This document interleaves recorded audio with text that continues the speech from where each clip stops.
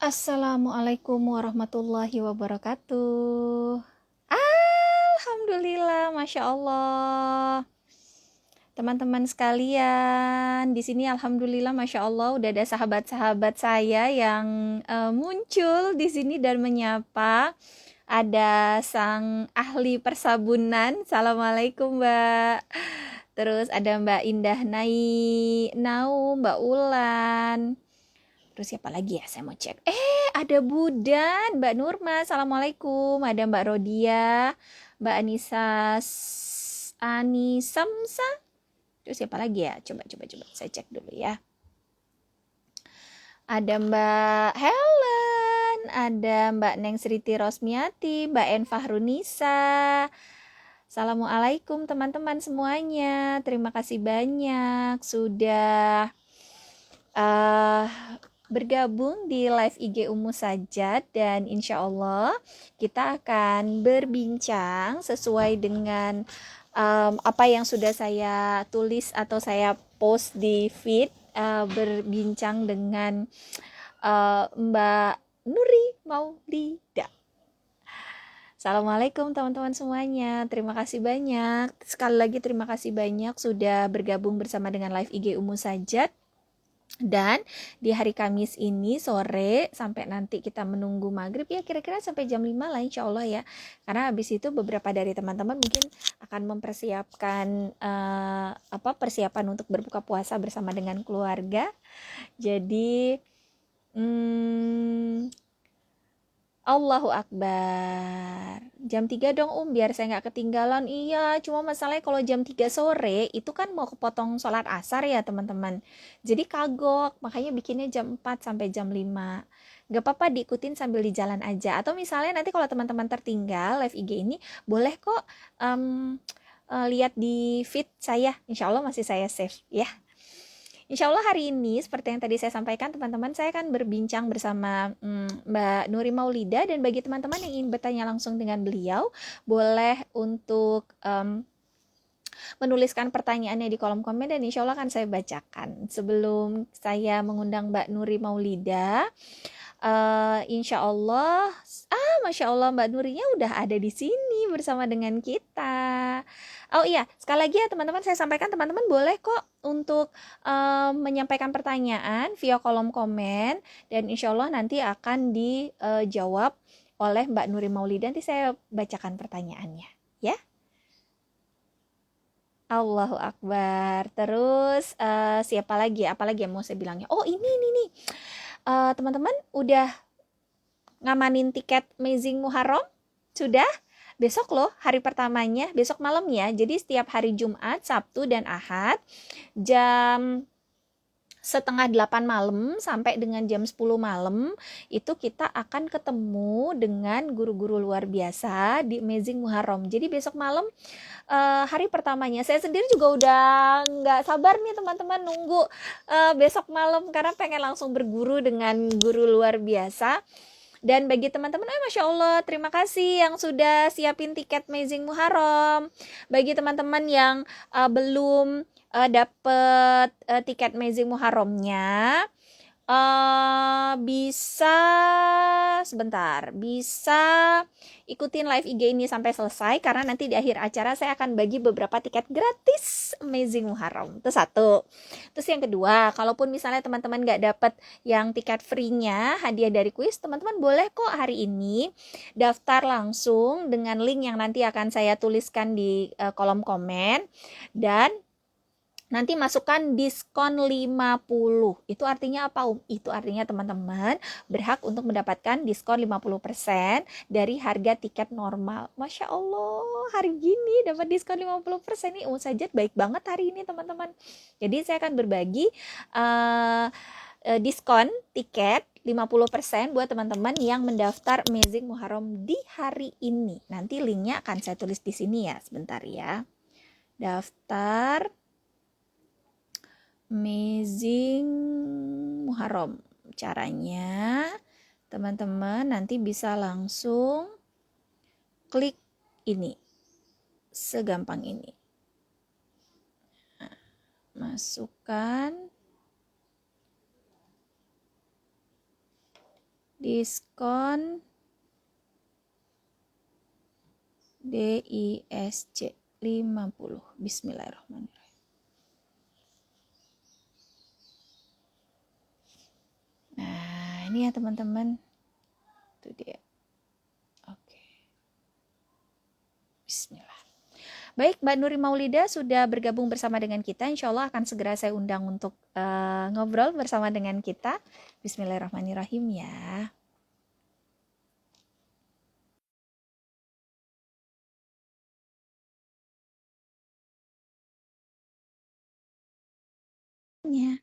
Assalamualaikum warahmatullahi wabarakatuh. Masya Allah. Waalaikumsalam warahmatullahi wabarakatuh. Mbak Nuri. Sehat, Mbak? Alhamdulillah sehat-sehat semuanya. Umu gimana, sehat Alhamdulillah. Umu? Alhamdulillah, Masya Allah, luar biasa berkat doa Mbak Nuri dan teman-teman semuanya. Kita semua dalam kondisi sehat dan teman-teman kita doakan juga ya Mbak Nuri, suami dan anak-anak di Lampung juga Insya Allah selalu dalam keadaan sehat dan dalam lindungan Allah. Amin ya Amin, Rabbal amin, Alamin. amin. Aku tadi udah Mbak Nu- gregetan lihat Umu dari depan, bagi-bagi hadiah, bagi-bagi tiket. Ya Allah, baik banget hari ini, Masya Allah. Iya, jarang-jarang loh Umu Sajat baik. Masa sih? Jadi ini tuh karena hari Kamis di bulan Muharram ya. Jadi hari ini mau sajatnya baik banget mau bagi-bagi tiket buat teman-teman semuanya untuk ikut acara Mizim Muharram ya Mbak Nuri ya. Masya Allah. Iya, Insya aku Allah juga dan nanti. mudah-mudahan join. Iya, nanti Insya Allah ikutan yang Asik. Amazing Muharram.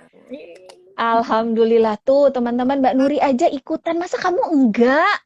Jadi harus ikutan. Aku juga ikutan masa kamu enggak? Jadi kita semuanya ikutan Mizim Muharram ya Insya Allah. Iya, Mbak Nuri. iya Umu. Ini teman-teman pasti ingin tahu kabarnya Mbak Nuri sudah bisa dibilang sudah cukup lama menghilang dari dunia pertelevisian, kemudian dari layar kaca ya, kemudian pindah hijrah dari Jakarta ke Lampung. Bagaimana kabar anak-anak dan keluarga Mbak? Kemudian juga kegiatan sehari-harinya Mbak Nuri sekarang apa aja? Iya, alhamdulillah dibilang menghilang dari dunia pertelevisian, betul. Kalau dunia pertelevisian gitu kan, karena memang sekarang tuh lebih fokus prioritasnya adalah keluarga gitu. Terus anak-anak alhamdulillah sehat semuanya, baik-baik. Suami juga gitu. Apa lagi Om? Ya Apa karena Mbak rasanya berpisah dari layar kaca yang itu kan yang membesarkan namanya Mbak Nuri ya? ya betul betul betul. Rasanya Rasanya gimana tuh Mbak? Udah keputusan yang berat nggak itu Mbak? Rasanya kayak permen nano-nano, tahu nggak sih? Campur-campur. Jadi memang apa ya, dari awal pas menikah sama suami itu memang sebelum menikah tuh saya udah ngambil keputusan bahwa pada saat menikah itu saya memilih menikah itu karena niatnya adalah ibadah gitu kan Umu. Jadi saya menikah bukan untuk berpisah, tapi menikah untuk ibadah. Berarti kan kalau ibadah bareng-bareng kan sama sama suami, ngikut suami, bareng sama keluarga gitu. Sementara kalau saya masih terus menjalankan pekerjaan saya sebagai entertainer, khususnya di bidang acting gitu ya, untuk film, untuk sinetron, dimana kalau stripping itu kan pasti maksudnya setiap hari syutingnya, bahkan kita seringnya tidur di lokasi syuting gitu. Itu kan kayaknya nggak mungkin banget setelah saya menikah, tuh nggak mungkin saya menjalankan itu gitu. Jadi pada saat saya sudah memilih untuk saya menikah, untuk bersama dengan untuk bersama dengan suami, untuk beribadah, ikut suami ke Lampung, jadi ya mau nggak mau, memang itu adalah keputusan saya gitu. Kalau ditanya rasanya kayak gimana, berat atau enggak, karena udah niat dari awal, jadi nggak terlalu berat sih rasanya. Cuman memang pasti ada rasa-rasa, aduh kangen ya gitu, pengen berakting lagi depan kamera gitu kan. Terus juga euforianya tuh di awal-awal masih kerasa gitu. Cuman banyak yang apa ya, banyak teman-teman yang menguatkan aku untuk bahwa ya aku ini udah dipilih Allah untuk hijrah menjauh dari dunia kehingar-bingaran itu supaya aku bisa lebih fokus lagi dalam beribadah gitu. Pengennya aku tuh ya Allah mungkin punya niat baik yang lain, makanya aku dijauhkan gitu, makanya aku dihijrahkan ke Lampung. Cuman masih menjalankan pekerjaan-pekerjaan di dunia entertainment, cuman memang bukan yang acting gitu, lebih ke MC, terus juga bintang tamu offline online gitu gitu gitu. Jadi lebih ke yang hal-hal yang saya bisa lakukan dari jauh atau yang cuman bisa sekali datang terus saya pulang lagi ke Lampung kayak gitu sih Om. Masya Allah. Nah, Mbak Nuri, ini kita ingin flashback lagi ya ke masa di mana Mbak Nuri akhirnya memutuskan untuk menutup aurat dulu ya. Nah, itu Wah. ceritanya gimana Mbak? Sampai akhirnya memutuskan untuk oke, saya sekarang sudah saatnya untuk nutup aurat tuh ceritanya gimana Mbak? Aduh panjang banget ceritanya. Jadi memang apa ya? Itu tuh cepat banget sih sebenarnya ya. Jadi saya udah kepengen banget sebenarnya. Dulu tuh kenal dengan yang namanya berhijab itu saat masih SMA gitu, saat masa SMA ke sekolah itu harus di hari-hari tertentu tuh harus pakai jilbab gitu, dan itu saya merasa nyaman di situ, pengen banget nih pakai jilbab gitu kan, yang full tapi masih dengan dunia saya yang harus foto model dan lain-lain tuh kayak yang belum mantep. Nah, itu pas tahun 2012, alhamdulillah saya diizinkan untuk pergi ke Tanah Suci sama adik saya. Di sana saya berdoa. Saya kan waktu itu pas saya berangkat umroh itu saya 1 tahun, 2 tahun setelah kepergian almarhum ayah gitu. Jadi saya ngerasa pas di sana tuh kayak ada pergolakan apa ya, pergolakan batin yang uh, saya nggak mau kehilangan orang tua saya untuk kesekian kalinya gitu. Dengan maksudnya gini, tidak mau kehilangan sekian kalinya dalam keadaan yang saya dalam keadaan yang tidak mengurus mereka, saya tidak dalam keadaan yang bisa menjadi bekal mereka untuk di akhirat nanti gitu. Nah, saya tuh pengen jadi anak yang baik lah saat itu, pikirannya ke sana gitu. Jadi pas lagi di Mekah sana saya sholat, selesai tawaf gitu sama adik saya berdua tuh saya ngelihat ada beberapa jemaah yang mereka itu berkebutuhan khusus gitu Umi, ada yang pakai kursi roda Mm-mm. gitu kan, didorong sama anaknya kayaknya gitu. Terus ada yang mereka pakai kreh gitu ya, mereka Mm-mm. jalan. Terus saya yang berpikir yang mereka dengan keterbatasan itu masih mau untuk semangat gitu untuk beribadah mencari ridhonya Allah gitu kan. Nah, Mm-mm.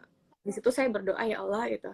Sementara saya yang diberikan kesempurnaan dari organ tubuh aja tuh masih yang lalai akan tugas saya sebagai seorang anak. Karena pada saat itu tuh, pada saat ayah saya dipanggil sama Allah Subhanahu Wa Taala, itu saya lagi di lokasi syuting gitu. Saya ditelepon sama Innalillahi wa adik inna saya ditelepon sama sama adik saya berkali-kali ditelepon. Saya nggak angkat karena saya lagi meeting pas press conference Cinta Fitri episode season terakhir lagi mau Mm. mulai syuting, lagi press conference, adik saya telepon gitu. Saya yang ini apa sih, aduh adik aku telepon mulu deh gitu. Saya nggak enak karena di depan Pak Manojnya gitu kan langsung saat itu gitu. Saya bingung mau ngangkatnya gimana, tapi teleponnya berkali-kali, saya pikir ini pasti penting gitu. Begitu saya angkat telepon, adik saya ngabarin bahwa teh ayah udah nggak ada. Di situ saya hancur banget. Allah. Saya hancur banget karena memang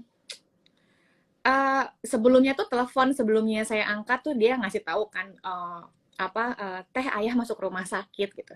Saya bilang oh iya iya nanti selesai syuting saya ke sana karena memang selama sakit 3 tahun ya 2 tahun setengah itu pasti selalu bolak-balik rumah sakit, rumah sakit, rumah, selalu kayak gitu gitu, rumah sakit, rumah sakit. Jadi saya pikir adik saya ngabarin ayah masuk rumah sakit tuh pasti nanti akan pulang lagi gitu, ke rumah lagi kok gitu, pasti akan ke rumah lagi kok gitu kan.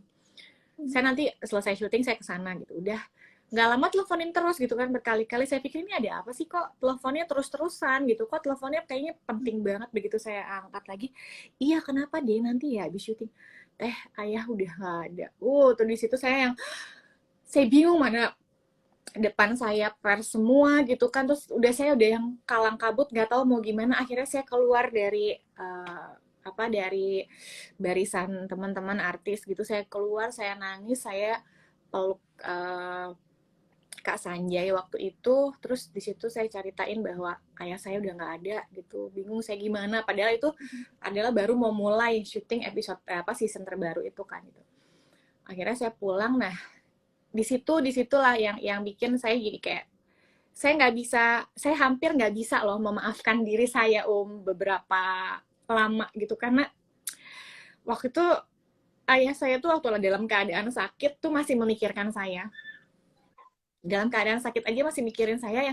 Maksudnya dia tuh udah tergolek lemah loh, udah nggak bisa ngapa-ngapain, tapi masih mikirin gimana caranya saya bisa berangkat syuting karena supir nggak ada gitu kan. Saya bingung, jadi bilang, ini ngapain sih, si ayah tuh udah sakit loh, aku masih mikirin aku sih gitu.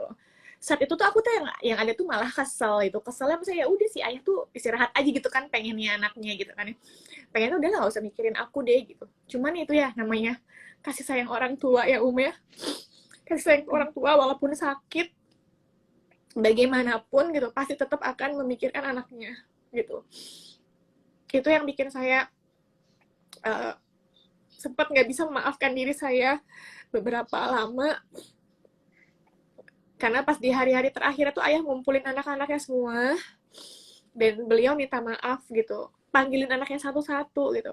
Beliau minta maaf sama saya, maafin ayah ya teh gitu. Tapi saat itu karena saya tuh menolak bahwa nggak usah sih, nggak pengen gitu, saya tuh deny sama diri saya, nggak usah kayak gini, ngapain, saya tuh bakal sehat gitu, ayah tuh bakal sehat gitu. Dan saya tuh nggak terucap dari mulut saya bahwa ya maafin teteh juga, tuh saya nggak terucap gitu loh gitu, karena saya tuh pengennya nggak usah kayak gitu ayah, nggak usah gitu, saya pergi gitu, saya meninggalkan karena saya nggak mau itu. Padahal saya pergi itu saya nangis gitu, ya Allah kasih ayah sembuh gitu. Tapi ya Allah punya kehendak lain ya gitu. Allah lebih sayang sama ayah, pengen ayah nggak ngerasa sakit lagi gitu. Nah, kejadian itu yang saya bawa lama gitu, berbulan-bulan, sampai akhirnya saya sampai di tanah suci, saya ngelihat mereka-mereka yang semangat beribadah gitu. Terus saya yang ya Allah gitu, saya ingin memperbaiki diri saya gitu kan, saya ingin memperbaiki diri saya gitu. Saya udah pernah kehilangan satu orang tua dengan saya yang tidak ada di sebelahnya dengan mengurus beliau gitu. Saya ingin sekarang yang tinggal mama gitu, saya ingin bisa jadi yang lebih baik. Terus begitu selesai umroh pulang sama adik, saya bilang sama adik, dek kayaknya teteh nyaman lah pakai hijab gitu. Akhirnya saya memutuskan untuk Bismillah ya, pengen pakai hijab gitu, doain gitu, bantuin saya pengen bisa istiqomah pakai gitu kan. Bilang sama mama, kata mama, hey, ya boleh alhamdulillah silahkan, tapi jangan sampai ini tuh cuman jadi pemanasan doang pada saat pulang umroh terus pakai gitu, tapi setelah kesananya dilepas lagi tuh, kata mama, jangan seperti itu, malah nggak bagus gitu kan. Oke, kalau sekarang orang mikirnya karena kamu pulang umroh nggak apa-apa gitu, tapi kalau udah lama kesana kamu pakai terus tiba-tiba lepas tengah jalan, itu nggak bagus gitu. Terus saya konsultasi sama beberapa ustazah, sama beberapa ustadz, pokoknya minta penguatan gitu. Dan akhirnya ya alhamdulillah sampai detik ini sih saya nggak pernah lepas hijab di umum ya gitu, di dalam kamar aja paling. Kayak gitu sih alhamdulillah sih. Berat pasti ya, karena memang pada saat saya berhijab itu banyak banget godaannya Ya, pasti. Sahabat-sahabat solihah semuanya, apa yang barusan disampaikan oleh Mbak Nuri ya teman-teman, ini menjadi pelajaran berharga buat kita bagaimana kita seharusnya bisa memanfaatkan waktu-waktu bersama dengan orang tua kita selagi mereka masih ada. Bagi teman-teman yang orang tuanya masih ada ya, baik orang tuanya dekat maupun jauh, manfaatkanlah waktu ketika mereka masih ada. Dan baik mereka masih ada ataupun ketika orang tua kita sudah tiada, kita masih tetap bisa menjadi anak yang bakti kepada mereka. Amin. Dengan cara apa? Dengan cara menjaga kesolihan kita sebagai seorang perempuan, menjaga kesolehan kita sebagai seorang istri, menjaga kesolehan kita sebagai seorang ibu, sebagai seorang teman, sebagai seorang sahabat. Kita masih bisa melakukan itu. Dan mumpung kita masih dikasih usia, orang tua kita sudah mendahului kita, bagi teman-teman ya yang kebetulan orang tuanya sudah tidak ada. Allah sebetulnya mau bilang sama kita kalau ya kamu tuh masih ada supaya kamu tuh nanti bisa bantuin orang tua kamu untuk meringankan bebannya beliau, meringankan hisapnya beliau, meringankan semua beban-beban yang mungkin akan dipikul oleh beliau nanti di yaumil hisab. Nah, kamu harus mudahkan itu sekarang gitu. Jadi tugas kita nih, anak-anak dari orang-orang tua kita yang kita masih ada, tugas kita adalah untuk meringankan beban orang tua kita nanti. Dengan cara apa? Tetap menjaga nama baiknya mereka. Kemudian menjadi anak yang solihah untuk mereka. Selalu mendoakan mereka. Dan kalau kita punya rezeki, ya teman-teman, jangan lupa untuk selalu berwakaf atas nama mereka. Tidak harus selalu puluhan juta atau ratusan juta gitu. Beberapa puluh ribu yang kita punya saja itu sudah cukup untuk kemudian membantu orang tua kita. Asal itu terus kita lakukan secara konsisten. Mudah-mudahan dan insya Allah saya yakin ini menjadi pelajaran dan hikmah luar biasa buat kita semua ya, dari apa yang tadi barusan disampaikan oleh Mbak Nuri. Mbak Nuri, Amin.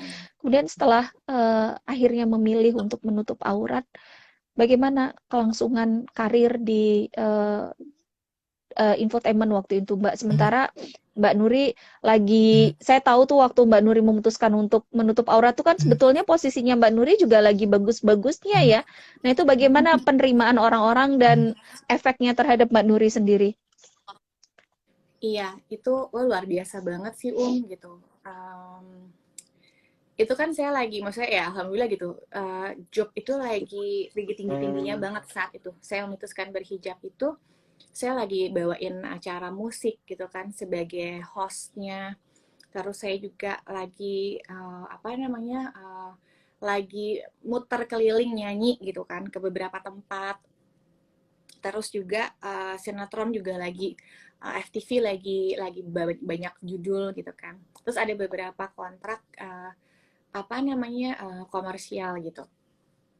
Yaitu jadi satu apa ya, jadi satu godaan untuk keimanan saya gitu. Beneran mau pakai jilbab karena Allah nggak nih gitu. Jadi kayak seakan-akan tuh diuji kayak gitu Om gitu. Saya harus kehilangan beberapa kontrak kerja. Saya harus kehilangan beberapa kontrak kerja yang nilainya, nominalnya kalau secara materi itu bukan nominal yang kecil ya gitu, cukup besar. Cuman karena saya mempertahankan untuk ya ini niat saya gitu, dari awal sudah niat saya nggak mau mempermainkan apa yang udah saya niatkan gitu kan, memakai hijab ini cuma karena ditukar dengan nilai nominal materi yang mungkin Allah bisa gantikan lagi gitu kan nanti. Nggak deh, saya nggak mau itu gitu. Jadi akhirnya uh, kontrak kerja saya sebagai host musik saat itu karena memang bertepatan dengan bulan Ramadan, mereka masih perpanjang, nggak apa-apa deh karena masih bulan Ramadan, jadi masih bisa sesuai nih kalau Nuri pakai jilbab. Tapi setelah bulan Ramadan itu harusnya saya masih terus perpanjang kan, acara itu masih berlangsung. Akhirnya saya putus kontrak di situ karena nggak sesuai nih, maaf ya katanya gitu. Oh ya udah gitu. Terus saya kehilangan apa ya, beberapa FTV. Ya mungkin di sini banyak yang suka nonton FTV yang zaman saya masih jahiliyah dulu kan pakaiannya super minimalis ya gitu. Jadi begitu saya hijrah itu mereka yang ya ceritanya nggak sesuai nih gitu kan, karena memang masih seperti uh, mereka tuh ngebayanginnya karakter saya dengan karakter saya yang dulu gitu, bukan yang pakai jilbab tapi pakai pakaiannya masih minimalis gitu. Akhirnya saya kehilangan beberapa tuh job-job itu. dan saya harus putus kontrak dengan satu tempat apa namanya klub malam gitu yang tadinya saya tuh harus mengisi acara di situ bernyanyi bernyanyi live PA itu tuh. Kalau live PA itu tuh bernyanyi yang diiringinnya tuh sama DJ gitu saya bernyanyi ya. Pada saat saya umroh itu saya nggak kepikiran lah, maksudnya saya akan kehilangan ini enggak, karena emang niatnya memang lillah gitu kan, lillah aja. Begitu saya pulang, oh iya juga ya gitu, saya punya kontrak kerja ini gitu, saya harus menyelesaikan. Tapi karena saya udah niatnya pengen jalan di jalannya Allah gitu kan, ya akhirnya mau nggak mau saya bilang ya gimana, nggak mungkin saya masuk ke klub itu dengan pakaian saya yang seperti sekarang. Saya bilang, oh bisa bisa bisa katanya, diakalin aja pakai wig katanya gitu kan, pakai wig katanya gitu kan, tapi tetap bernyanyi, yang penting sekali bentar aja dia udah, karena waktunya tuh tadinya harus 2 jam, tapi ini nggak apa deh, setengah jam aja yang penting kamunya hadir gitu. Enggak mungkin, ya kan siapa tahu aja kamu bisa berdakwah. Aku langsung mikir lagi, berdakwah di klub malam. Iya kalau orang-orang yang masih sadar, di klub malam kan pasti kebanyakan orang-orangnya setengah sadar ya, terus mereka nggak terima dakwah apa yang saya sampaikan, kan nggak mungkin gitu. Saya berpikir kok aneh sih, enggak lah, nggak bisa, saya bilang nggak bisa, nggak mungkin. Ya kalau nggak pakainya ketutup semua deh, pakai kupluk kayak pakai apa, nggak bisa, udah bertentangan, saya bilang sama batin saya, katanya nggak bisa, kalau ini nggak mungkin saya bawa diri saya yang baru seperti ini, packaging saya yang sekarang seperti ini, saya ke tempat itu tuh sayanya nggak nyaman. Saya bilang nggak bisa saya begitu. Ya udah, akhirnya putus kontrak dengan nilai materi yang cukup besar ya gitu, diselesaikan dengan baik-baik. Akhirnya mereka cari penggantinya, dan terus waktu itu juga saya sempat, dari dulu tuh saya punya cita-cita pengen banget nih punya iklan TV komersial, shampoo dengan brand ternama gitu. Dan itu tuh emang pengen banget, karena brand ternama itu tuh bener-bener yang maksudnya dari dulu tuh emang jadi kayak image sebuah sampo yang keren lah gitu ya. Kalau bisa jadi modelnya tuh pasti apa namanya booming gitu. Dan akhirnya begitu saya pakai hijab, yang tadinya saya casting nggak lolos, begitu saya pakai hijab ditawarin dong, Mbak Nuri bisa nggak ya ngisi ini buat TV komersial brand shampoo ini gitu. Ya ampun, saya bilang waktu dulu casting nggak lolos, giliran pakai hijab ditawarin, ini godaan luar biasa. Saya bilang, bilang sama mama, mah ini gimana mah? Ya udah, itu namanya cobaan dari Allah. Allah pengen tahu, kata mama, kamu bener nggak karena Allah. Kalau kamu masih kepengen ngejar dunia, kamu pasti lepas, kata mama gitu. Karena ini yang Allah kasih. Aduh, itu di situ ya Allah gitu kan, ini tuh yang saya pengen dari dulu gitu, datangnya malah sekarang gitu kan. Ya udah, tapi ya banyak yang menguatkan saya, alhamdulillah. Terus saya juga minta sama Allah, ya Allah mudah-mudahan Allah ganti ya sama rezeki lain yang lebih berkah gitu.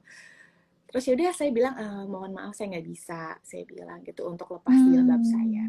Karena saat itu kan tren hijab itu masih baru jadi artis-artis yang berhijab tuh betul, masih bisa dihitung masih jari jarang kan, masih baru saya, Oki, karena Oki mah sudah dari dulu gitu kan. Terus ada satu, pokoknya masih jarang, masih bisa dihitung jari deh siapa-siapa gitu kan. Begitu udah lewat masa aku hijabers berkembang, barulah kan bermunculan satu-satu tuh hijrah gitu kan, teman-teman. Seneng sih liatnya gitu. Jadi udah, saya harus merelakan cita-cita saya dahulu saya relakan. Pokoknya mohon maaf saya nggak bisa. Ya alhamdulillahnya tuh Allah maha baik ya. Maksudnya kalau kan kata Allah, barang siapa yang bersungguh-sungguh kan maka akan Allah kabulkan gitu kan, doa bersungguh. Saya berdoa sama Allah bersungguh-sungguh, ya Allah kabulkan, dengan Allah tuh ganti gitu dengan rezeki lain dari arah yang saya nggak sangka-sangka, saya nggak duga-duga gitu. Yang tadinya mungkin kalau saya masih berada di saya yang dahulu, mungkin saya nggak akan pernah bisa keliling Indonesia secara gratis. Pasti saya akan keluarin beban biaya gitu. Sementara begitu saya sudah berhijab, saya tuh diundang di kota sana, undang kota sini, hampir ke seluruh Indonesia saya diundang. Transportasi otomatis gratis kan, ditanggung sama panitia dan lain-lain. Dan itu saya bisa ketemu sama saudara-saudara muslim saya di sana yang luar biasa gitu, punya pengalaman yang berbeda-beda gitu kan. Terus juga jadi kayak nambah saudara lagi gitu Om gitu. Jadi ya saya bilang, oh iya nominalnya sih mungkin lebih kecil dari yang saya cita-citakan, tapi di balik itu tuh ada rezeki lain yang lebih besar. Saya bisa menyambung tali silaturahmi, saya punya saudari lain yang lebih banyak lagi sekarang. Saya punya kesempatan untuk melihat kuasanya Allah gitu di luar yang tadinya tuh saya cuma taunya Jakarta aja mungkin gitu ya, di sekitar itu aja, atau Bandung aja, atau daerah-daerah yang selalu saya kunjungin, Jawa aja. Tapi saya kemarin tuh bisa ke Kalimantan, saya bahkan bisa sampai ke NTT. Itu berkat dari saya setelah hijrah gitu. Jadi yang oh Masya Allah ya, luar biasa gitu. Allah tuh ngasih rezeki dari arah yang tidak disangka-sangka, dan itu bentuknya tuh malah bukan hal yang materi aja gitu, tapi dengan dalam bentuk lain yang insya Allah ini lebih berkah gitu sih Jadi Masya Allah, Masya outletnya. Allah. Allahu Akbar. Nah, itu yang mau saya tanyakan tadi ya. Mau saya tahun 2012 itu kan masa di mana artis-artis hijrah itu masih sangat jarang ya, Mbak Nuri. Ya Kemudian juga betul. kajian tuh masih sangat jarang, nggak sebanyak Yes. sekarang. Nah, itu maksudnya itu kan ujian yang Mbak Nuri alami di awal-awal masa hijrah itu kan nggak mudah pasti ya. Selain tadi yang Mbak Nuri ceritain ada mama yang selalu nguatin gitu. Selain itu, apalagi yang bisa bikin Mbak Nuri itu tetap keep strong, nggak tergoda dengan ini itu gitu ya, yang aduh ini nggak bisa gitu tuh apa gitu, karena kajian yang masih sangat jarang dan teman-teman kajian yang juga masih sangat jarang ya. Yes, yes, betul. Kebetulan kan memang dari sebelum berhijab itu saya itu apa ya, suka ngisi acara-acara dakwah sih sebenarnya, kayak pas lagi bulan Ramadan ngisi acaranya Ustadz Yusuf Mansur gitu. Terus ngisi acaranya siapa namanya, ya Allah, ada beberapa ustazah yang ada beberapa ustadz yang suka ngisi program TV gitu. Saya suka suka jadi hostnya mereka gitu ya. Saya suka jadi hostnya mereka gitu, moderator kadang gitu gitu. Jadi pas saya sudah hijrah kemarin itu suka minta apa namanya, nasehat lah dari beliau-beliau gitu, bahwa bagaimana ya ini gitu kan. Terus juga sama Umi Pipik juga saya tanyakan gitu, bagaimana gitu. Oh sama Uje juga, saya pernah sama sama Uje beberapa kali gitu, almarhum Uje beberapa kali ngisi. Jadi saya istilahnya apa ya namanya, minta nasihat mereka lah gitu, minta nasihat mereka. Uh, dan saya juga punya guru spiritual juga, khusus juga kan di Jakarta, terus juga di Bandung juga ada gitu. Jadi istilahnya, maksudnya guru spiritual tuh guru agama yang suka saya curhat gitu kan, suka saya sharing tentang keagamaan nih bagaimana gitu. Nah dari situ sih diingatkan lagi bahwa ya kalau niatnya karena lillah ya udah, tujuannya Allah aja gitu. Diingatkan lagi bahwa di dunia ini nggak apa ya namanya, nggak lama loh gitu loh. Kita tuh sementara kewajiban seorang wanita itu ya Allah udah perintahkan langsung loh, Allah yang perintahkan, bukan mama, bukannya para ustadz atau ustazah itu, tapi Allah langsung yang menyuruh bahwa uh, wanita itu harus ditutup auratnya gitu kan, tutuplah gitu auratnya gitu. Jadi di situ itu yang saya, oh ya Allah sendiri ya yang nyuruh ya, bukan orang lain gitu, bukan bukan ya, maksudnya yang nyuruh untuk berhijab tuh bukan guru agama, bukan ustadz, bukan ustazah, bukan orang tua, bukan loh, tapi Allah sendiri yang nyuruh, di Al-Quran ada gitu loh gitu. Jadi ya akhirnya saya, ya niat kamu aku balik lagi, ya niat saya lillah sih gitu. Ya udah kalau lillah, jadi banyak penguatannya dari situ. Dan apa ya, memang kajian-kajian belum gitu kan. Terus juga teman-teman yang berhijrah juga masih satu dua. Jadi ya yang menguatkan saya itu satu, diri saya dengan niat saya. Ketiga ya lingkungan sekitar yang memang itu pengaruh banget gitu. Mungkin kalau saya masih berada di lingkungan yang apa ya, hobinya masih main, hobinya masih ke apa ya, duniawi banget gitu, dan saya masih terus bermain dengan mereka, mungkin saya akan ke bawah untuk ya udah deh lepas aja gitu. Tapi karena saya mencoba untuk menempatkan diri saya di tempat yang baru gitu, lingkungan saya coba saya ganti, akhirnya ya penguatan itu datang sendiri gitu. Dan saya memang karena lillah, karena Allah, saya minta sama Allah, ya Allah kuatkan gitu kan. Ya udah gitu, Allah ngujinya tuh kuatnya tuh Allah diuji dengan ya hal-hal tadi yang didatangkan ke saya adalah kecintaan dan kesukaan yang saya mau banget nih didatengin sama Allah gitu. Ya, itu dia. Memang begitu ya teman-teman. Biasanya memang kita tuh diuji dengan hal-hal yang paling kita cintai. Yang paling kita kepengen banget, yang paling tuh pengen kita kekep dan nggak mau kita bagi gitu ya, dan kita nggak sanggup untuk kehilangan itu, atau sulit untuk kehilangan itu, malah di situ biasanya Allah memberikan ujian kepada kita teman-teman. Jadi ternyata apa ya, peran seorang guru itu luar biasa ya Mbak Nuri Betul, ya.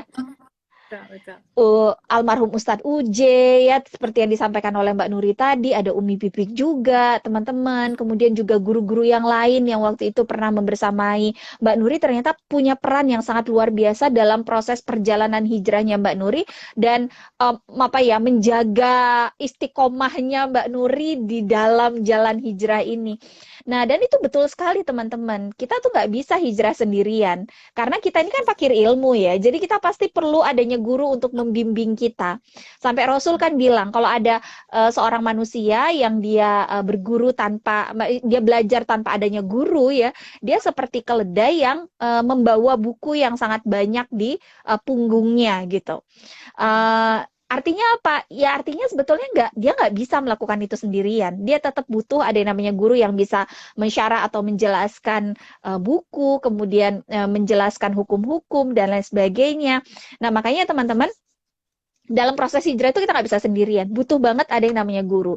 Nah di acara Amazing Muharram pas banget tuh ada Masya Allah guru-guru luar biasa yang Insya Allah akan nemenin kita untuk memformat kembali visi dan misi hidup kita.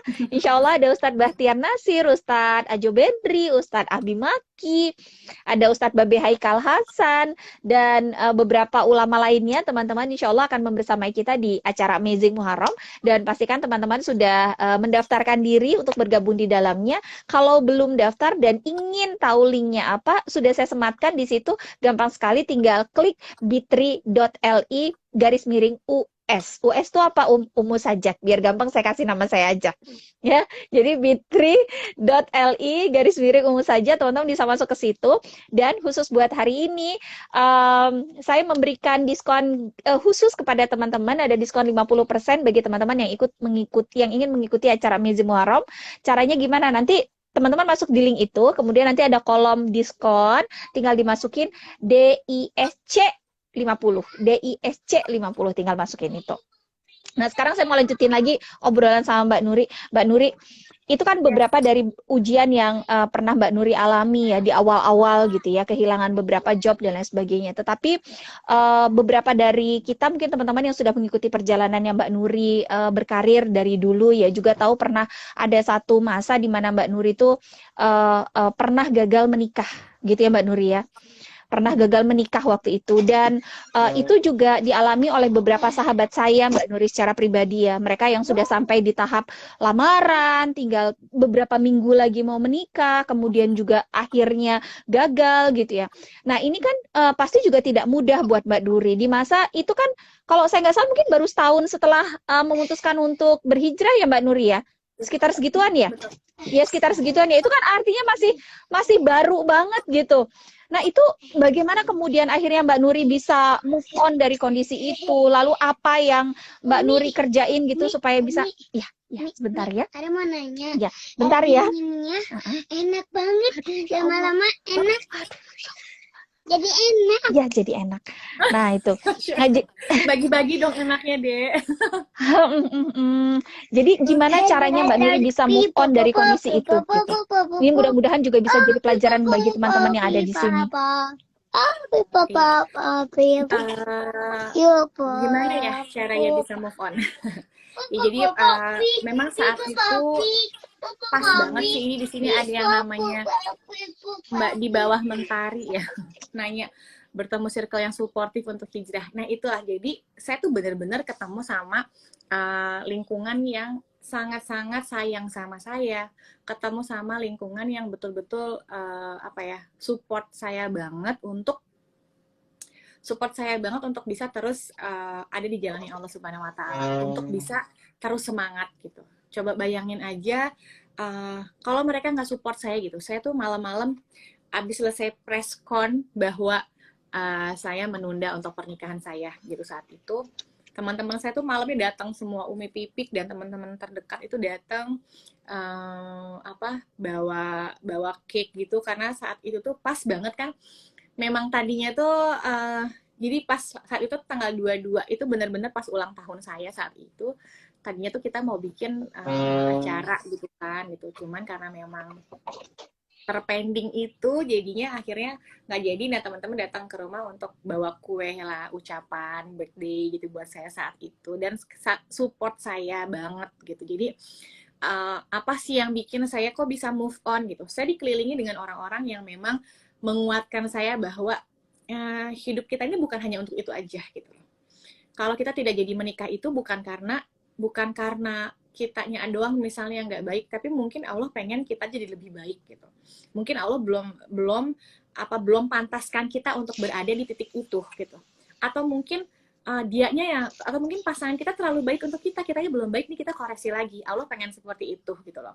Atau mungkin pasangan kitanya mungkin yang belum baik juga gitu kan untuk kita. Kalau kita bersama dengan dia mungkin kita jadi ke bawah nggak baik juga, itu bisa. Jadi banyak hal yang hal positif yang bisa kita ambil gitu. Kadang kalau kita sendirian ya gitu, pasti kita mikirnya negatif terus kan, pasti kita akan yang itu, ya Allah, saya tuh nggak bisa keluar kamar semalaman, saya nangis semalam, itu pasti, itu manusiawi banget teman-teman. Pada saat kita nggak jadi nikah misalnya, atau diputuskan secara keputusannya tuh mungkin terlalu mendadak gitu, secara mendadak, itu kan pasti akan bikin, ya apalagi saya perempuan gitu, bikin saya gitu kan stres banget gitu.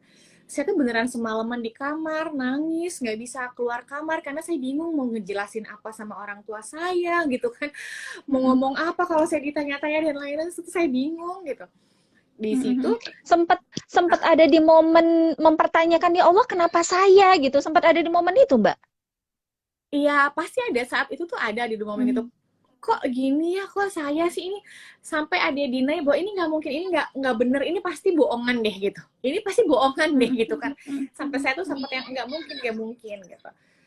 Cuman ya mau dibohong-bohongin juga, besok paginya saya bangun ya itu kejadian gitu. Mau gimana, ini udah terjadi gitu kan. Jadi ya saya coba menguatkan diri dengan saya tidak mengungkit masalah itu dulu pada saat awal-awal gitu kan, bersama keluarga sama apa, biar mereka yang coba untuk berdiskusi, dan saya coba untuk menguatkan diri saya itu cuman ya minta sama Allah aja, dan teman-teman yang menguatkan saya bahwa ini bisa kok, bisa bisa dilewati kok gitu kan.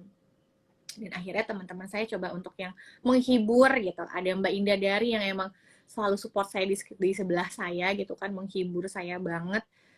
Kita main aja yuk gitu. Masa seumur saya diajak main ke Jungleland, kita bermain gitu, maksudnya tuh biar menghibur saya saat itu, biar nggak ini beta, move on gitu kan. Kita main-main lah, main roller coaster lah, apalah gitu. Cuma sekedar setelah dari situ kita diskusi lagi bahwa ya ini penghiburan semata, biar kamu nggak terlalu terpuruk, tapi balik lagi bahwa yang bisa ngebalikin kamu untuk bisa ini lagi adalah Allah, minta ya sama Allah. Jadi mereka tuh menghibur saya secara fisiknya lah, biar nggak lemes gitu kan. Udah gitu mereka kasih lagi, saya disiram lagi rohaninya. Akhirnya saat itu kita bikin kajian gitu. Saya bikin pengajian di rumah, saya bikin pengajian majelis taklim. Disitulah saya sebelumnya udah bikin sih, cuman karena pas kejadian kemarin itu akhirnya pengajian itu tuh jadi tempat untuk penguatan saya lagi gitu. Banyak orang yang support gitu kan, jamaah-jamaah, guru-guru gitu. Jadi ya di lingkungan yang positif itulah kalau saya tidak punya lingkungan yang nggak punya lingkungan yang positif, yang mensupport, yang ngingetin Allah, pasti akan susah untuk bisa move on gitu. Dan baliknya lagi bahwa saya tuh tipe yang pada saat saya kena hantaman tuh, saat itu aja saya udah keluarkan semuanya, udah. Abis itu saya harus oke, selanjutnya saya harus apa gitu, saya harus gimana gitu. Karena terpuruk, karena untuk hal kayak gitu tuh pasti akan lama banget gitu. Bahkan Iya. setelah menikah itu masih banyak kan orang-orang yang mengungkit, sampai sekarang aja buktinya toh masih ada yang bertanya gitu kan. Dan itu Mm-mm. kan nggak mungkin bisa hilang begitu saja. Ingatan pasti akan ada Mm-mm. ya Om, gitu. Ingatan, oh dulu tuh Mm-mm. saya pernah begini gitu. Jadi kalau kita Mm-mm. mau betul-betul move on tuh nunggu nanti hilang semuanya, mau sampai kapan? Iya. Nggak akan bisa gitu loh. Tapi Iya. kitanya yang harus, oke ya Allah, saya harus memulai hidup saya yang baru. Berarti saya ini harus apa? Kejadian kemarin tuh karena apa? Saya koreksi diri saya nih gitu. Saya perbaiki diri saya. Oh, mungkin karena Allah itu cemburu. Saat itu saya berpikirnya gitu. Saya terlalu mencintai Mm-mm. pasangan saya, sementara Allah tuh kan pengennya yang ada di hati kita tuh Allah semata ya gitu kan. Sementara mungkin saat itu saya terlalu mencintai pasangan saya saat itu gitu. Jadi saya lupa nih sama Allahnya saat itu gitu. Jadi Allah cemburu, dan Allah kalau udah ada mau kan kun fayakun ya langsung diambil gitu aja tuh bisa gitu kan. Rezeki yang kita punya, apa yang kita punya tuh Allah ambil gitu aja kan bisa gitu. Jadi saat itu saya berpikir, oh iya ya gitu, saya mungkin waktu itu kurang melibatkan Allah gitu loh. Saya terlalu mencintai pasangan saya terlalu apa-apa tuh pasangan saya, sampai lupa bahwa dalam mengurus pernikahan ini tuh Allahnya loh, kalau Allah nggak dilibatin ya kayak ginilah jadinya gitu. Jadi saya berpikir, ya ini mutlak kesalahan saya, jadi saya balikin laginya ke Allah, bahwa ya Allah saya serahin lagi gitu. Hidup saya serahkan ke Allah, biar Allah yang susun hidup saya mau kemana dan gimana. Saya tinggal jalanin aja gitu. Masya Allah, dan fa inna ma'al usri yusra, inna ma'al usri yusra ya, Mbak Nuri ya. Betul. Jadi setelah Allah kasih beberapa ujian-ujian, termasuk mungkin pada saat momen itu salah satu ujian terberat mungkin yang Mbak Nuri alami ya, karena bukan hanya terkait dengan pribadi, tapi juga banyak sekali, apalagi sebagai seorang public figure waktu itu ya Mbak, pastilah omongan orang, berita ya, Ya. infotainment ya, selama beberapa minggu mungkin terus membahas hal itu cukup cukup apa ya, cukup luar biasa ya waktu itu ujiannya ya. Tapi Banget setelah banget. itu bersama dengan kesulitan, ternyata ada kemudahan yang Allah berikan ya, kebahagiaan dan lain sebagainya gitu.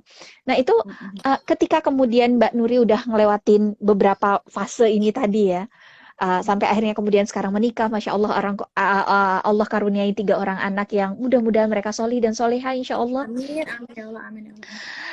Em, Sejauh yang sudah Mbak Nuri jalani perjalanan hidup mulai dari belum hijrah, setelah hijrah, ujian-ujian setelah hijrah dan seterusnya. Sekarang apa yang menjadi tujuan hidupnya Mbak Nuri? Hmm, apa ya? Itu kalau saya ngomongin Allah tuh pasti nggak bisa berhenti untuk mewek ya Tujuan hidup saya nggak ada lagi sih sekarang ya Pengen bisa, ya pastilah ya, pengen bisa masuk surganya Allah gitu kan. Amin, amin. Pengen bisa ketemu sama Rasulullah Shallallahu Alaihi Wasallam. Amin ya Pengen bisa ketemu sama istri-istrinya beliau. Allah. Kayak pengen berguru langsung gitu lah sama istri-istrinya Rasulullah, yang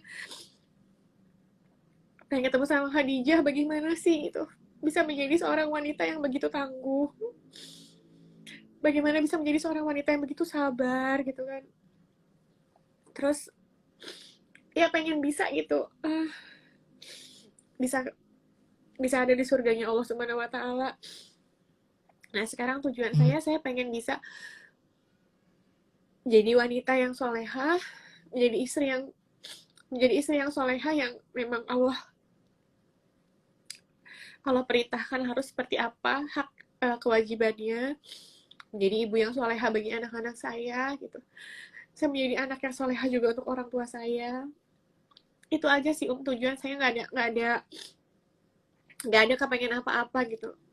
Walaupun mungkin di dunia ini saya masih terus bekerja untuk penghidupan keluarga gitu ya. Tapi kan itu adalah sebuah ikhtiar aja dalam hidup, bahwa Allah kan udah kasih saya amanah anak-anak gitu. Kalau saya tidak bekerja atau suami tidak bekerja, mungkin kan anak-anak bagaimana makannya, bagaimana sekolahnya gitu kan. Jadi dunianya tetap diurusin, tapi ya tetap tujuan utamanya adalah bagaimana bisa menjadi pribadi yang lebih baik, menjadi pribadi yang lebih solehah, yang dicintai Allah, yang dicintai Rasulullah gitu.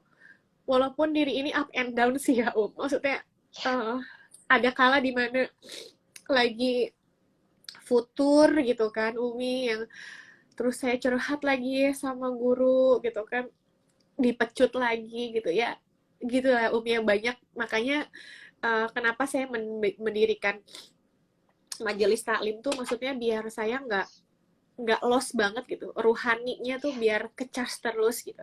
Karena saya pernah pas awal-awal saya pindah ke Lampung, biasanya saya kajian kan di Jakarta, itu saya kajian setiap minggu tuh pasti ada gitu. Begitu pindah ke Lampung, suami saya bilang, jangan sembarangan ikut kajian di sini, kamu kan baru pindah ke sini, takutnya ada kajian-kajian yang, karena waktu itu lagi happening kajian-kajian yang kurang baik lah gitu di sini gitu, waktu awal-awal itu. Jadi akhirnya selama berapa ya, hampir setahun itu saya nggak ikut kajian apa-apaan gitu. Jadi saya ngerasa ada yang kurang loh gitu, kayak kosong kok, kayak gersang gitu ya gitu, kayak gersang gitu. Makanya pas gitu saya ketemu, saya minta sama Allah, ya Allah pertemukan saya dong, saya pengen bisa. Terus saya kangen loh gitu, kangen untuk bisa kajian, dengar nama Allah yang disebut, dengar sholawat yang selalu disenandungkan gitu, tuh saya kangen gitu kan. Akhirnya Allah ijabah, ketemu sama satu temen yang memang dia ternyata punya kajian juga gitu. Terus akhirnya saya ikut, dan di situ saya nangis ya. Mereka yang kaget, kenapa abis sholat, jadi sholat zuhur jemaah semua gitu kan ya, jemaah-jemaahnya. Terus aku nangis, terus mereka, kenapa Nuri, kenapa gitu. Enggak loh, aku seneng banget, saya bilang gitu, makasih ya udah jadi temen. Dan saya tuh kayak kecas gitu, kayak apa ya, kayak menemukan, ya kayak ketemu sama Allah loh gitu. Jadi ya bahagia banget saat itu gitu. Dan itu yang kepengen saya terus. Makanya kemarin pas Zoom meeting sama sama Ustadz Fatih Karim gitu kan, itu saya, ya Allah udah lama ya gitu nggak kumpul-kumpul gitu seperti ini, yang ngebahas tentang Allah, ngebahas tentang Rasulullah, kebaikan dunia akhirat tuh. Kayaknya saya udah kangen banget gitu ya, walaupun di sini kajian gitu, tapi vibes-nya tuh berbeda gitu ya Umi, berkumpul dengan orang-orang yang istilahnya mereka tuh masih bekerja akan dunia tapi masih ingat akan Allah gitu. Kebanyakan orang kan kalau misalnya udah ingat akan Allah udah gitu ya, ingat itu maksudnya emang full gitu, kegiatannya tuh untuk agama banget gitu kan, sampai dunia itu ditinggalkan, betul-betul ditinggalkan, sampai yang ini banget lah gitu. Tapi ada yang dunia banget itu ditinggal. Sementara pas ketemu sama mereka itu kan kayak itu balance gitu, dunia mereka kerjakan, mereka tetap masih berjalan, tapi keagamaan juga berjalan. Nah itu yang saya tuh pengen, saya ingin bisa begitu gitu loh, karena saya tidak munafik, saya masih menjalankan pekerjaan saya di dunia, tapi saya ingin bisa memperbaiki ibadah saya untuk menuju akhirat gitu.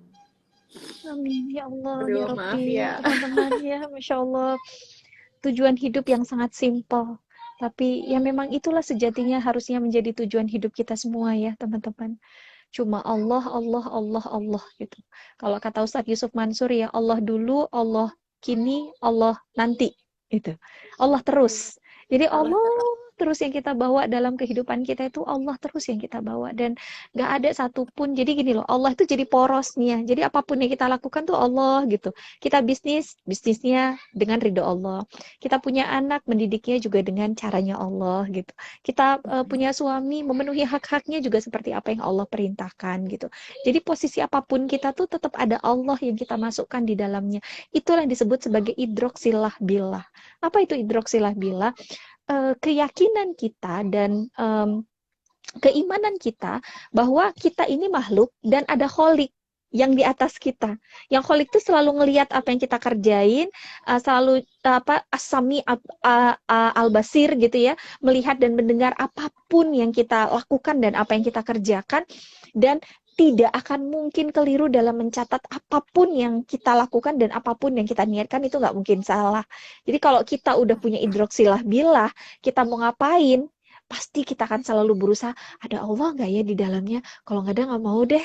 Tapi kalau ada Allah nggak di dalamnya? Ada Allah di dalamnya. Aku orang pertama yang akan ikut di dalamnya. Nah gitu. Nah itu ya, Masya Allah ya teman-teman. Ini dari apa yang disampaikan oleh Mbak Nuri tadi ya teman-teman. Ini pengen ngobrol lebih banyak sebetulnya sama Mbak Nuri. Cuma waktunya yang sangat terbatas. Betul, Satu betul. pertanyaan terakhir yang insya Allah ingin saya tanyakan kepada Mbak Nuri juga untuk saat ini Mbak, kegiatan yang dilakukan selain menemani suami melayani masyarakat di Lampung Selatan ya, kemudian juga menjadi ibu dari 3 orang anak, insya Allah juga apa namanya masih ada ibu ya Mbak Nuri ya.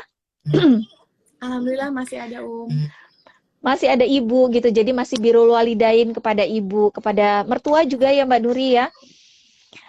Iya, masih ada mertua.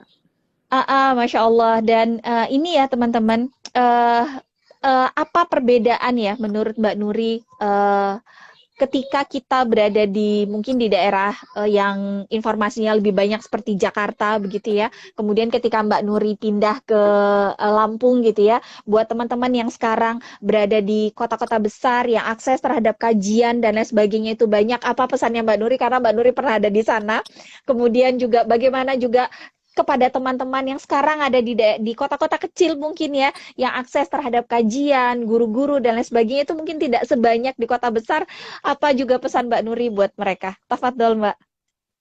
Masya Allah, Masya Allah. Iya. Em, di saat kita sudah ditempatkan sama Allah di satu lingkungan kayak di kota besar gitu Jakarta, itu kajian tuh banyak banget ya ya, baik itu kajian yang offline bisa ketemu di semua kayaknya di setiap daerah, mau Jakarta Barat Timur Selatan manapun itu pasti ada gitu ya. Bahkan di satu komplek perumahan aja tuh bisa banyak kajian gitu, majelis taklim tuh banyak banget, dan itu masih tetap aja gitu, untuk melangkah ke taman-taman surganya Allah itu pasti banyak halangan, pasti banyak godaan gitu kan. Kalau kata guru saya, kalau diajak makan-makan, arisan, nonton, karaokean, itu lagi ada suami, harus ngurusin anak juga, pasti dibela-belain untuk datang. Dibela-belain untuk, ayo aku pergi, gitu. Tapi kalau diajak ngaji yuk gitu, hari ini jam sekian, aduh hari ini tuh nemenin suami dulu, maaf ya kondangan gak bisa datang, ada aja alasannya, itu pasti pasti kayak gitu gitu, kebanyakannya kayak gitu.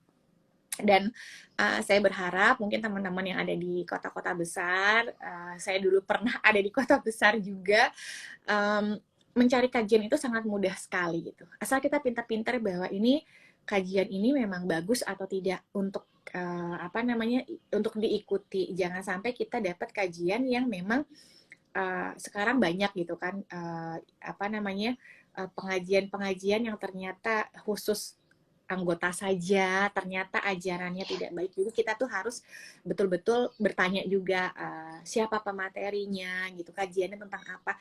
Selama itu selama itu tidak meleset atau tidak melenceng dari ajarannya Allah Subhanahu wa taala dan Rasulullah sallallahu alaihi wasallam, baiknya diikuti gitu. Karena memang pada saat ruh kita itu kosong akan namanya Allah, ruh kita kosong akan sholawat kepada Rasulullah sallallahu alaihi wasallam, itu benar-benar apa ya, kita tuh akan jadi kayak hampa, istilahnya jadi kayak, kalau bahasa saya tuh kayak oleng gitu, nggak tahu nih mau ngapain ya, mau kemana gitu, kayak tujuan hidup tuh kayak yang gitu-gitu aja. Tapi kalau kita ada Allahnya, ada Rasulullahnya, itu pasti kayak ditunjukin aja nih kita harus kemana, kita harus ke ngapain gitu loh. Apalagi kalau di kajian itu kan pasti diingetin ayat-ayat Allah, kita diingetin untuk buka Al-Quran lagi. Sementara Al-Quran itu adalah manual booknya kita sebagai seorang manusia gitu kan. Jadi kita nggak salah arah lah, istilahnya mau nyalain TV baru atau AC baru aja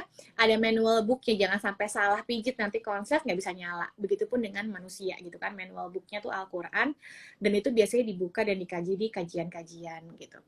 Nah buat yang di kota kecil seperti saya sekarang ini kita sudah dimudahkan banget dengan kecakapan teknologi ya gitu. Kita harus makin melek digital kan sekarang ya gitu. Jadi nggak ada alasan lagi untuk, aduh kan sekarang lagi pandemi nggak bisa kajian. Hello, sekarang banyak loh kajian-kajian secara online yang ngajarin juga guru-guru yang luar biasa gitu kan. Maksudnya punya ilmu yang betul-betul sangat mumpuni gitu kan. Mereka memang sudah di bidangnya, mereka memang sudah punya apa namanya, pengalaman berdakwah yang sangat luar biasa. Kenapa nggak kita ikuti, kenapa nggak kita coba belajar kepada beliau-beliau ini gitu kan. Terus kalau misalnya iya tapi kan tetap aja harus berinfak misalnya, ya itu kan kesadaran kita ya berinfak itu kan tidak dipaksa pastikan ya gitu, itu kan semampunya kita. Kalau sekarang kita bela-belain beli skincare mahal untuk di dunia yang nanti akan rapuh, masa kita nggak bela-belain untuk ilmu kita dekat dengan Allah menuju ke akhirat kan gitu ya gitu. Jadi gitu, kalau saya sih mungkin seperti itu. Jadi kita nggak ada kata menyerah untuk bisa dapetin ilmunya Allah gitu. Nggak ada kata untuk yang males atau enggak ikutan atau nanti dulu gitu tuh kayaknya nggak ada. Sebisa kita, semampu kita, kapan kita bisa jalankan untuk bisa lebih dekat sama Allah, kajian-kajian itu ya kita jalanin gitu. Apalagi sekarang sudah mudah dengan teknologi gitu. Itu sih mungkin Masya Allah. Masya Allah, Masya Allah, Barakallahu fikum, Mbak Nuri, teman-teman semuanya. Insya Allah apa yang disampaikan oleh Mbak Nuri, ngobrol-ngobrol santai kita di sore hari ini, banyak ilmu yang bisa teman-teman dapatkan karena kita melihat dari berbagai sisi. Mungkin ada yang dapat insight dari sisi A, sisi B, sisi C, apapun itu, mudah-mudahan itu menjadi bekal buat kita untuk bertambah baik, baik, baik, baik, dan terus bertambah baik. Dan Allah golongkan kita menjadi orang-orang yang beruntung yang hari ini kita lebih baik daripada hari kemarin. Di akhir pertemuan ini, teman-teman, seperti yang saya sampaikan tadi, insya Allah akan ada 2 tiket free Amazing Muharram yang akan saya bagikan kepada teman-teman semuanya. Ada 2 pertanyaan yang insya Allah akan saya tanyakan. Dan jawabannya gampang banget, teman-teman siap-siap ya, bismillahirrahmanirrahim. Pertanyaan pertama, di manakah kota domisili Mbak Nuri Maulida sekarang? Yeay! Gampang aja. Gampang aja, coba kita lihat. Ayo Kalau coba yang kita lihat. Kalau yang ngikutin dari awal pasti tahu ya, Pasti tahu. Tuh ada yang Oh, jawab, Masya Allah. Masya Allah, ada Bubun Askia, Lampung. Barakallah. Mbak Bubun, nanti boleh DM ke saya ya. Satu sudah. Satu lagi pertanyaan ya. Tahun berapa Mbak Nuri memutuskan untuk menutup aurat? Dah, gampang aja pertanyaannya. Hai teman-teman. Udah pertanyaan pertama udah loh teman-teman. Sekarang pertanyaan Ini masih kedua. pada semangat banget ini. Iya, ayo satu lagi pertanyaannya. Tuh ada RR Wijaya, Oh, Masya Allah, betul-betul RR Wijaya 2012. Betul Ya, sekali, betul. Masya Allah teman-teman. Berarti menyimak ya dari awal sampai akhir.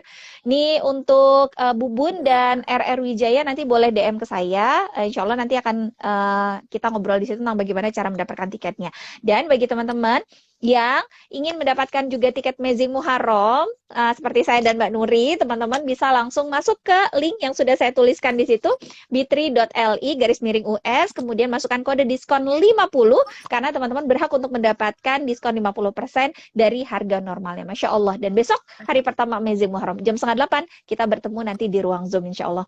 Mbak Nuri, terakhir, ada yang mau disampaikan kepada teman-teman di sini, Mbak Nuri? Aduh, Masya Allah udah banyak banget ya yang saya sampaikan. Masya Allah, yang pasti saya mau ucapin terima kasih buat udah dikasih kesempatan buat sore ini bersilaturahmi sama dan juga sama teman-teman semua yang hadir pada sore hari ini.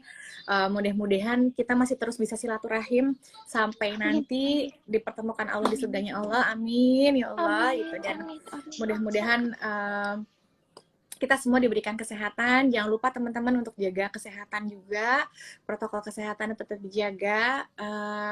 Berdoa sama Allah itu kewajiban yang utama untuk kita dilindungi sama Allah dari segala mara bahaya, segala jenis penyakit yang sekarang sedang merajalela ini. Tapi juga tetap kita harus ikhtiar untuk menjaga itu gitu. Jangan lupa olahraga, jangan lupa pola hidup sehat, jangan lupa suplemen dan lain-lainnya gitu ya. Dan yang pasti Masya Allah.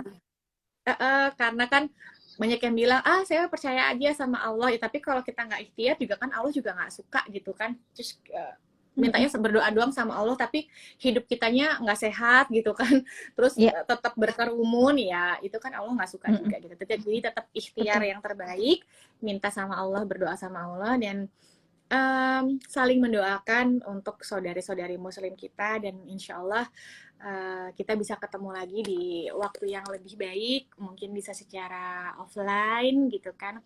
Yang pasti jangan lupa bahwa banyak banget ya tadi pertanyaannya tentang istiqomah ya Yang pasti jangan lupa bahwa segala sesuatu kegiatan langkah kaki kita itu diniatkan lagi karena Allah Subhanahu Wa Taala. Luruskan niat kita untuk kepada Allah, luruskan niat kita karena Allah supaya Allah kuatkan kita. Karena kalau niat kita bukan karena Allah, pasti di tengah jalan aku sudah melepas hijab saya gitu, karena godaan itu banyak banget. Begitupun teman-teman, kalau niatnya bukan karena Allah, pasti akan goyah gitu, apapun itu. Jadi luruskan setiap pekerjaan, setiap langkah kaki, niatnya karena Allah supaya walaupun lelah yang lillah gitu, insya Allah. Amin, amin ya Amin. Allah. Mudah-mudahan lelah kita menjadi lilah karena memang dunia bukan tempatnya istirahat ya teman-teman. Dunia ini adalah tempatnya kita memang bercapek-capek dalam mengais-ngais amal solih, dan nanti kalau mau istirahat, istirahat yang abadi itu ada di sana. Seperti yang Rasulullah SAW juga pernah sampaikan kepada kita lewat ibunda yang tercinta Khadijah radhiyallahu anha. Rasulullah mengatakan la rohata ba'dal yaum. Jadi sudah tidak ada lagi istirahat setelah hari ini. Pada saat kapan? Pada saat Islam datang. Memang sudah tidak ada loginya istirahat. Istirahat di nanti itu ada di surganya Allah. Di sini memang tempatnya adalah Darul Amal. Maka mudah-mudahan setiap lelah kita menjadi lilah dan menjadi bekal kita dalam perjalanan kita menuju jannahnya Allah. Amin Allahumma amin. Amin, Mbak amin. Nuri, jazakillah ahsanul jaza untuk hari ini ngobrolnya bersama saya dan sahabat-sahabat solihah yang ada di sini. Sehat-sehat di Lampung sana. Salam sayang buat anak-anak dan juga salam takzim buat Bapak Wakil Bupati Lampung Selatan. Mudah-mudahan Allah memberikan kesehatan dan kemudahan buat Mbak Nuri dan suami dalam mengayomi, menemani dan juga mengurusi masyarakat yang ada di Lampung Selatan. Amin, amin, amin. Tunggu kehadiran kami di Lampung Selatan. Waduh, pengen banget ya jalan-jalan saya. Iya, kita main ke pantai ya, Insya Allah, insya Allah. Sahabat-sahabat solihah, saya dan Mbak Nuri, kami berdua mohon pamit undur diri dulu ya. Mohon maaf lahir batin. Wallahu a'lam bishawab. Assalamualaikum warahmatullahi wabarakatuh. Waalaikumsalam. Mbak Nuri, makasih banyak. Makasih, makasih. Assalamualaikum. Waalaikumsalam warahmatullahi wabarakatuh.